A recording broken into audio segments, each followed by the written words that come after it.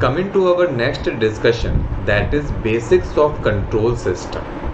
Control system क्या होता है? Control system is a system whose elements are bounded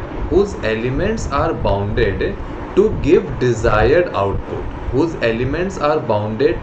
desired output. जैसे कि यहाँ पे देखो, ये हम लोग का एक कंट्रोल सिस्टम है. इस कंट्रोल सिस्टम में हम लोग एक कंट्रोल्ड इनपुट अप्लाई कर रहे हैं, तो यहाँ पे हम लोग को जो आउटपुट मिल रहा है वो हम लोग को एक कंट्रोल्ड आउटपुट मिलेगा. जैसे फॉर एग्जांपल आप फैन ले लो, या फिर माइक्रोवेव ले लो, या फिर वॉशिंग मशीन ले लो. This all are examples of control system, जहाँ पे हम लोग को एक कंट्रोल्ड आउटपुट मिल रहा है. Now coming two types of control system. तो मेरे कंट्रोल सिस्टम दो टाइप्स के होते हैं. One is open loop control system and the second is closed loop control system. This is the block diagram of open loop control system. यहाँ आपके पास एक input है, ये आपके पास एक कंट्रोल सिस्टम है, एंड यहाँ पे आपको एक कंट्रोल्ड आउटपुट मिल रहा है. ठीक है.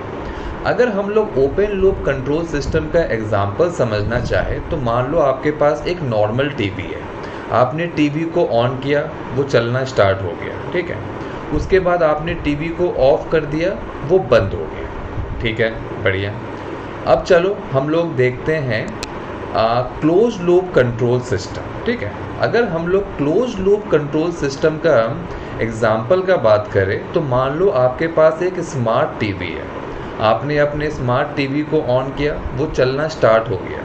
अब मान लो कि आप आधे घंटे या फिर 1 घंटे आपने जो भी टाइमर सेट कर रखा है अपने स्मार्ट टीवी में, मान लो 1 घंटे का टाइमर हम लोगों ने सेट कर रखा है अपने स्मार्ट टीवी में कि अगर 1 घंटे तक हम लोग कोई एक्टिविटी नहीं करते हैं, activity in the terms of remote uses, हम लोग रिमोट से कोई बटन या कोई कमांड एग्जीक्यूट नहीं करते हैं, तो क्या होता है कि 1 घंटे के बाद ऑटोमेटिकली मेरा जो स्मार्ट टीवी है वो स्लीप मोड में चला जाता है, या फिर आप उसको ऑफ स्टेट में भी कर सकते हो. ठीक है. So this is the difference between open loop control system and close loop control system. तो ओपन लूप कंट्रोल सिस्टम में आपने कमांड दिया, टीवी ऑन हुआ, आपने कमांड दिया, टीवी ऑफ हो गया.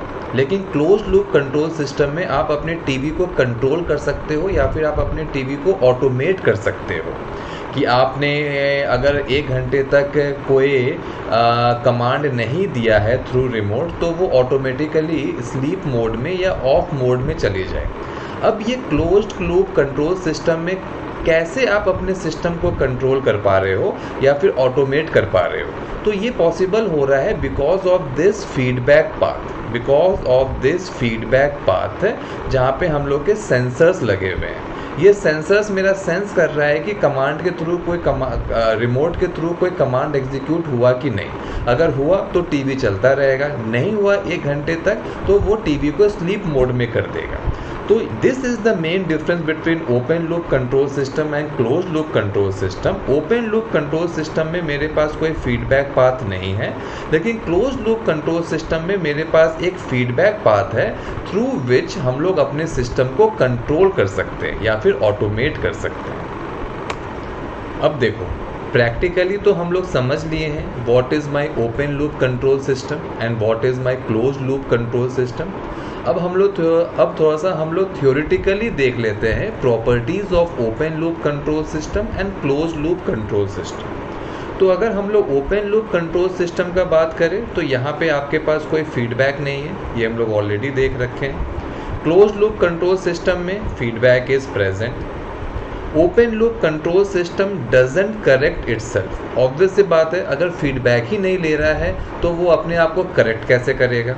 वेराज क्लोज लूप कंट्रोल सिस्टम में हम लोग के पास प्रॉपर्टी ऑफ सेल्फ करेक्शन है, क्योंकि वो फीडबैक ले रहा है. अगर हम लोग ओपन लूप कंट्रोल सिस्टम का बात करें तो वो अपने आप को करेक्ट नहीं कर पा रहा है, इसलिए वो लेस एक्यूरेट है. क्लोज लूप कंट्रोल सिस्टम अपने आप को करेक्ट कर पा रहा है, इसलिए वो मोर एक्यूरेट है. ओपन लूप कंट्रोल सिस्टम में कोई फीडबैक पाथ तो है नहीं, इसलिए वो बहुत सिंपल टू डिज़ाइन है. लेकिन क्लोज लूप कंट्रोल सिस्टम थोड़ा सा कॉम्प्लिकेटेड हो जाता है in terms of designing it because of the feedback path. अब ओपन लूप कंट्रोल सिस्टम मेरा लेस एक्सपेंसिव है, whereas close loop control system is more expensive. तो ये मेरे कुछ इंपॉर्टेंट प्रॉपर्टीज़ है of close loop and open loop control system. Now coming to our next discussion, that is transfer function. ये एक important discussion है क्योंकि अभी हम लोग जब कंट्रोल सिस्टम में आगे बढ़ेंगे तो आप लोग सिर्फ ट्रांसफ़र फंक्शन वर्ड ही सुनते रहोगे, ठीक है। तो चलो देखते हैं what is transfer function. Transfer function is defined as ratio of Laplace transform of output to Laplace transform of input provided all initial conditions are zero. Transfer function क्या होता है? Ratio of Laplace transform of output to Laplace transform of input provided all initial conditions are zero. अब देखो ये जो हम लोगों ने लिखा है all initial conditions are zero, इसका एक बहुत ज़्यादा सिग्निफिकेंस है या फिर इम्पोर्टेंस है। कैसे इम्पोर्टेंस है वो समझो।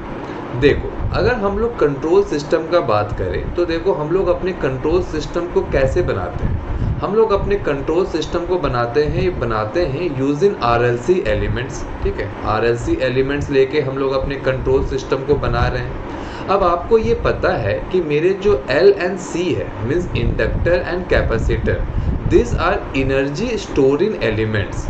इट मीन्स कि अगर आपने एल एंड सी में एक इनपुट अप्लाई किया है तो एल एंड सी अपने में एक एनर्जी स्टोर करके रख लेगा, ठीक है। अब आप एक सिनारियो समझो, मान लो आपने एक इंडक्टर एंड एक कैपेसिटर लिया जिसमें ऑलरेडी एनर्जी स्टोर्ड है। इट मीन्स कि इनिशियल कंडीशंस ऑलरेडी प्रेजेंट है in this inductor and capacitor. अब आपने ये इंडक्टर एंड कैपेसिटर लेके अपना कंट्रोल सिस्टम डिज़ाइन कर लिया, ठीक है। अब मान लो आपने अपने इस कंट्रोल सिस्टम में एक इनपुट लगाया 5 वोल्ट। अब आप एक्सपेक्ट कर रहे हो कि आपको जो आउटपुट मिले वो आपको 5 वोल्ट मिले। जस्ट एज एन एग्जाम्पल, अभी जो हम लोग बात कर रहे हैं बस चीज़ों को समझने के लिए कर रहे हैं, टेक्निकली बिल्कुल उसके अंदर मत घुस जाना कि 5 वोल्ट लगाए 5 वोल्ट मिल रहा है, ठीक है। तो हम लोग के पास एक कंट्रोल सिस्टम है, उसको हम लोगों ने बनाया यूजिंग इंडक्टर एंड कैपेसिटर जिसके अंदर ऑलरेडी इनिशियल कंडीशंस प्रेजेंट है। इट मीन्स कि उसके अंदर ऑलरेडी एनर्जी प्रेजेंट है। अब हम लोगों ने इस कंट्रोल सिस्टम में एक इनपुट लगाया 5 वोल्ट और हम लोग एक्सपेक्ट कर रहे हैं कि डिज़ायर्ड आउटपुट हम लोग को 5 वोल्ट मिले।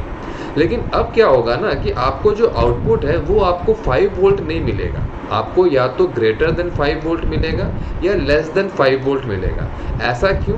ऐसा है because of the presence of initial conditions या फिर presence of energy in our energy storing elements that is L and सी।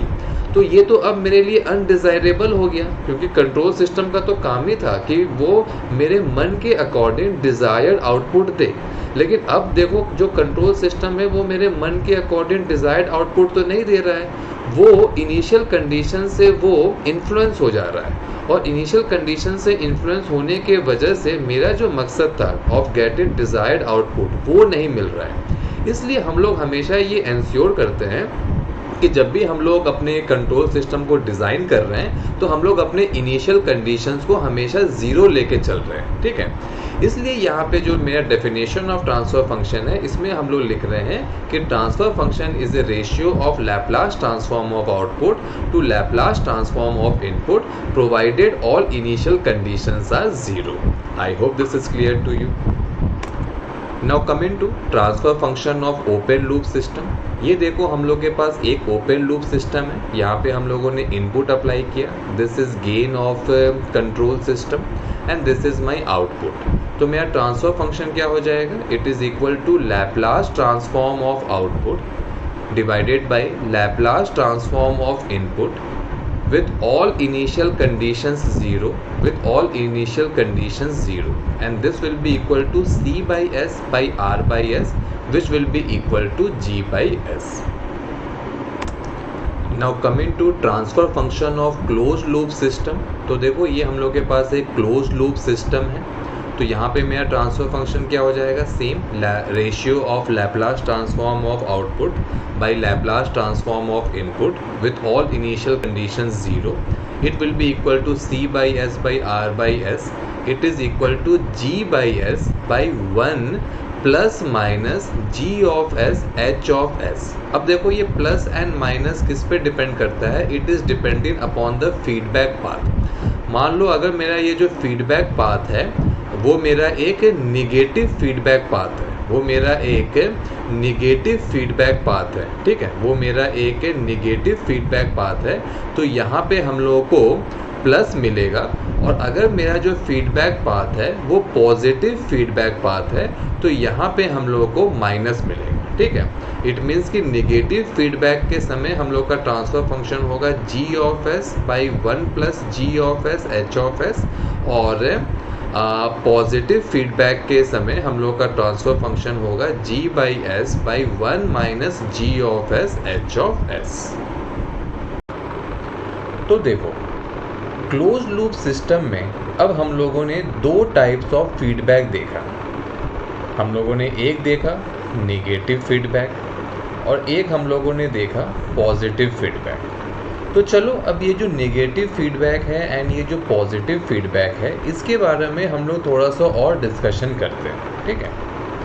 यहाँ पे हम लोगों ने एक कंपैरिजन चार्ट बनाया है showing the difference between negative feedback and positive feedback, ठीक है.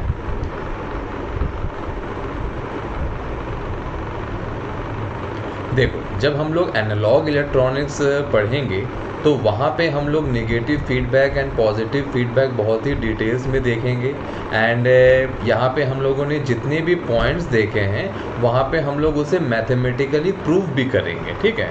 लेकिन as far as control system is concerned हम लोगों को negative feedback and positive feedback से रिलेटेड कुछ इंपॉर्टेंट पॉइंट्स पता होना चाहिए. जो इन डेप्थ एनालिसिस है वो हम लोग एनालॉग इलेक्ट्रॉनिक्स में करेंगे, ठीक है. तो देखो ये तो हम लोगों ने देखा है कि अगर हम लोग नेगेटिव फीडबैक लें तो उसका जो ट्रांसफ़र फंक्शन होता है it is GS by 1 plus GS HS. जो पॉजिटिव फीडबैक है उसका ट्रांसफ़र फंक्शन होता है GS by 1 minus GS HS. Negative feedback को हम लोग डीजेनरेटिव फीडबैक भी कहते हैं एंड पॉजिटिव फीडबैक को हम लोग रीजेनरेटिव फीडबैक भी कहते हैं, ठीक है. नेगेटिव फीडबैक को हम लोग कहते हैं डीजेनरेटिव फीडबैक, पॉजिटिव फीडबैक को हम लोग कहते हैं रीजेनरेटिव फीडबैक. जो नेगेटिव फीडबैक है उसे हम लोग यूज़ करते हैं इन डिज़ाइनिंग ऑफ एम्पलीफायर्स. जो पॉजिटिव फीडबैक है उसे हम लोग यूज़ करते हैं इन डिज़ाइनिंग ऑफ ऑसिलेटर्स. जो नेगेटिव फीडबैक है ये मेरे ओवरऑल गेन ऑफ सिस्टम को डिक्रीज़ करता है, ये बहुत इंपॉर्टेंट है. Negative feedback decreases overall gain of system whereas positive feedback increases overall gain of system. ये देखो हम लोग ट्रांसफ़र फंक्शन से भी देख सकते हैं. देखो मेरा ट्रांसफ़र फंक्शन के डिनोमिनेटर में क्या है 1 plus GS HS negative feedback के केस में, और पॉजिटिव फीडबैक के केस में है 1 minus GS HS. So obvious सी बात है कि नेगेटिव फीडबैक के केस में मेरा जो डिनोमिनेटर है वो बड़ा रहेगा in comparison to positive feedback. इसीलिए हम लोग का जो ओवरऑल गेन ऑफ सिस्टम है वो डिक्रीज़ करता है फॉर नेगेटिव फीडबैक, लेकिन पॉजिटिव फीडबैक में मेरा overall gain of the system increase करता है, ठीक है. ये तो मिस मोटा मोटा आपको मैंने बता दिया. डिटेल्ड डिस्कशन तो हम लोग वैसे भी एनालॉग इलेक्ट्रॉनिक्स में करेंगे, ठीक है. अब आते हैं negative feedback. So it increases stability and accuracy of system, ठीक है. It increases stability and accuracy of system. और जो पॉजिटिव फीडबैक है it decreases stability and accuracy of system. एक और इम्पॉर्टेंट पॉइंट है विथ रिस्पेक्ट टू बैंडविथ, वो भी देख लेते हैं. जो नेगेटिव फीडबैक है it increases bandwidth of system, और जो पॉजिटिव फीडबैक है it decreases bandwidth of system.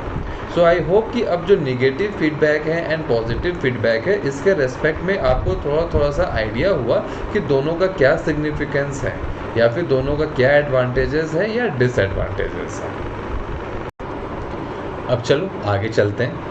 तो देखो अभी तक हम लोगों ने क्या देखा, अभी तक हम लोगों ने देखा what is open loop control system. And what is closed loop control system. फिर हम लोगों ने देखा transfer function of open loop control system, ठीक है, और फिर हम लोगों ने देखा था transfer function of closed loop control system, ठीक है। अब देखो transfer function of closed loop control system को हम लोग दो पार्ट में डिवाइड कर सकते हैं। One is open loop transfer function and the second one is closed loop transfer function. ये देखो ध्यान से समझना, क्योंकि यहाँ पे बहुत सारे स्टूडेंट्स को डाउट रहता है। बहुत सारे स्टूडेंट्स को क्या डाउट रहता है कि अगर हम लोग ओपन लूप ट्रांसफर फंक्शन का बात कर रहे हैं then it is corresponding to open loop control system, and अगर हम लोग क्लोज लूप ट्रांसफर फंक्शन का बात कर रहे हैं then it is corresponding to close loop control system. ये आपके मन में एक मिसकंसेप्शन है जो आपको बिल्कुल दूर कर देना चाहिए, ठीक है। अगर हम लोग ओपन लूप ट्रांसफर फंक्शन का बात कर रहे हैं या फिर क्लोज लूप ट्रांसफर फंक्शन का बात कर रहे हैं तो ये दोनों transfer function that is open loop transfer function and close loop transfer function always corresponds to my close loop control system, always corresponds to my close loop control system. ये आपको हमेशा अपने मन में क्लैरिटी रखना है कि अगर हम लोग ओपन लूप ट्रांसफर फंक्शन का बात करें या क्लोज लूप ट्रांसफर फंक्शन का बात करें तो हम लोग हमेशा क्लोज लूप कंट्रोल सिस्टम के बारे में बात कर रहे हैं, ना ही हम लोग ओपन लूप कंट्रोल सिस्टम के बारे में बात कर रहे हैं। I hope this is clear to you. अब देखो एक एग्जाम्पल देखते हैं। ये देखो ये आपके पास एक क्लोज लूप सिस्टम है, ये आपके पास एक क्लोज लूप सिस्टम है और इस क्लोज लूप सिस्टम का आप अगर ट्रांसफर फंक्शन निकालें तो आपको कुछ ये मिला GS/1 प्लस माइनस GSHS। अब देखो ये जो आपको ट्रांसफर फंक्शन मिला ना, इसको आप लोग कह सकते हैं closed loop transfer function of close loop system. इसको आप बोलोगे close loop transfer function of close loop system. अब आप बोलोगे कि सर ये तो ठीक है, close loop transfer function of close loop system तो समझ में आ गया। अब हमें ये बताओ कि open loop transfer function of close loop system क्या होता है। तो देखो ये आपके पास एक क्लोज लूप सिस्टम है, ये आपके पास एक फीडबैक पाथ है। अब इस फीडबैक पाथ को ना आप डिस्कनेक्ट कर दो, अब आप इस फीडबैक पाथ को डिस्कनेक्ट कर दो, ठीक है। तो जब आप इस फीडबैक पाथ को डिस्कनेक्ट करोगे तो अब आपका जो फीडबैक पाथ है ये तो ओपन हो गया, ये आपका जो फीडबैक पाथ है ये ओपन हो गया। तो अब इस केस में जो हम लोग ट्रांसफ़र फंक्शन निकालेंगे उसे हम लोग कहते हैं ओपन लूप ट्रांसफ़र फंक्शन, और उसका वैल्यू क्या होता है, it is equal to G(s) into H(s), ठीक है। आई होप कि अब आपको क्लैरिटी आ गया। देखो आपके पास एक क्लोज लूप सिस्टम है, क्लोज लूप सिस्टम का अगर आप क्लोज लूप ट्रांसफर फंक्शन निकालें तो आपको ये मिलने वाला है G(s/1 प्लस माइनस GSHS। अब अगर अपने क्लोज लूप सिस्टम का जो फीडबैक पाथ है उसे आप ओपन कर दिए, फिर आप अगर ट्रांसफ़र फंक्शन निकाल रहे हो तो उसे हम लोग कहते हैं open loop transfer function of close loop system and that is equal to G(s) H(s). It means कि close loop transfer function and open loop transfer function हमेशा मेरे क्लोज लूप सिस्टम का होता है, ना ही कि मेरे ओपन लूप सिस्टम का होता है। I hope this is clear to you. Now coming to our next discussion, that is shortcut for conversion of closed loop transfer function into open loop transfer function for unity feedback system।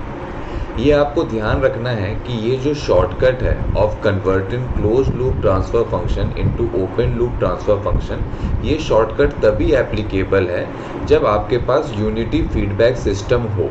अगर आपके पास unity feedback system नहीं है तो ये shortcut applicable नहीं होगा। आई hope कि आपको ये चीज़ याद रहेगा।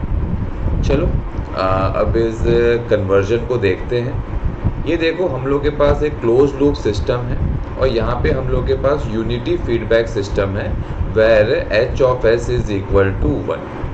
तो देखो मेरा क्लोज लूप ट्रांसफर फंक्शन कितना होगा, it will be equal to G(s/1 plus G(s) H(s). This will be equal to G(s/1 plus G(s) because H(s) is equal to 1। अब देखो क्या हम लोग इसको लिख सकते हैं as n of s divide by d of s, where n of s is numerator part of closed loop transfer function and d of s is denominator part of closed loop transfer function. ठीक है, अब देखो, अब अगर हम लोगों को इस क्लोज लूप ट्रांसफर फंक्शन को ओपन लूप ट्रांसफर फंक्शन में कन्वर्ट करना है, so we have a formula for it and that is equal to n of s by d of s minus n of s. It means कि जो मेरा numerator part है उसे हम लोगों को डिनोमिनेटर से सब्ट्रैक्ट करना पड़ेगा. मेरा जो न्यूमरेटर पार्ट है n ऑफ s उसे हम लोगों को डिनोमिनेटर से सब्ट्रैक्ट करना पड़ेगा to convert my close loop transfer function into open loop transfer function. ठीक है, I hope it is clear to you. चलो एक एग्जांपल देखते हैं जिससे आपको और क्लैरिटी मिल जाए. देखो यहाँ पे आपको क्या दे रहा है कि the close loop transfer function of unity negative feedback system is given as t of s is equal to 1 by s square plus s plus 1.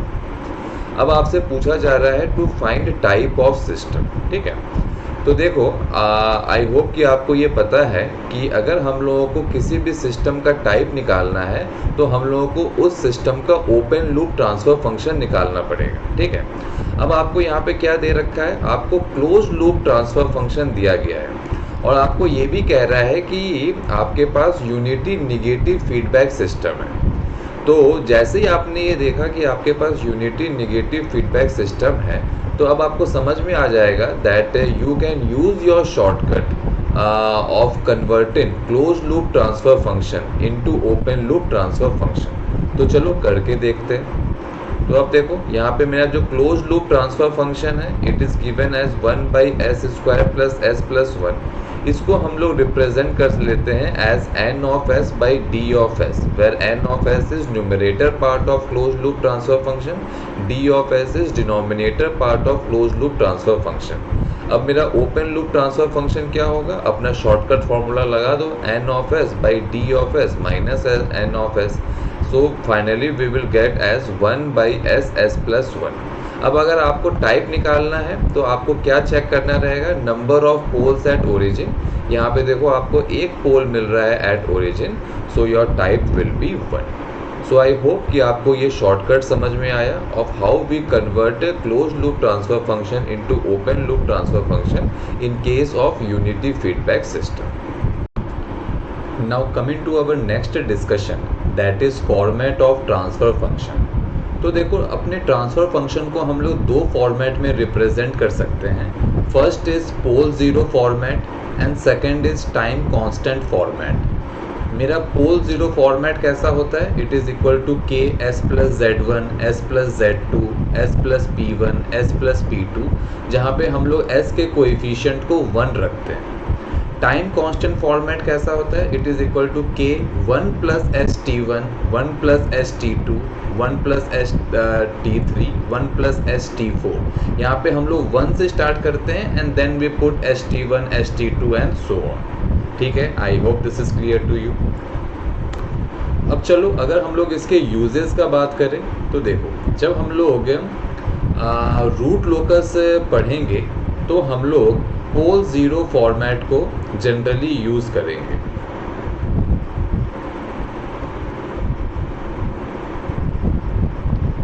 और जब हम लोग बोर्ड प्लॉट पढ़ेंगे तो उसमें हम लोग टाइम कांस्टेंट फॉर्मेट को जनरली यूज़ करेंगे. ठीक है,